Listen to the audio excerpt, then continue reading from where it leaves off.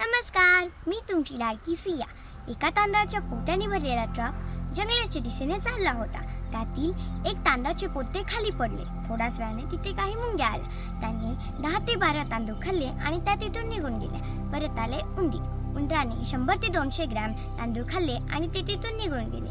परत आले पक्ष्यांनी थोडेसे तांदूळ खाल्ले आणि तेही तिथून निघून गेले. परत आली गायने 2 ते 3 किलो तांदूळ खाल्ले आणि तेही तिथून निघून गेली. सर्वांनी आपल्या पोटापुरता विचार केला.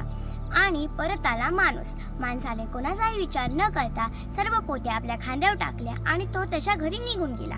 सृष्टीतील सर्व प्राणी आपल्या पोटासाठी जगतात. खरं मनुष्य हा प्राणी फक्त आणि फक्त त्याच्या स्वार्थासाठी जगतो. म्हणून सर्व काही असूनही देखील सर्वात दुःखी व असमाधानी फक्त आणि फक्त मनुष्यच आहे. जीवन खूप सुंदर आहे, त्याच्यात समाधानी राहिले पाहिजे. श्री स्वामी समर्थ.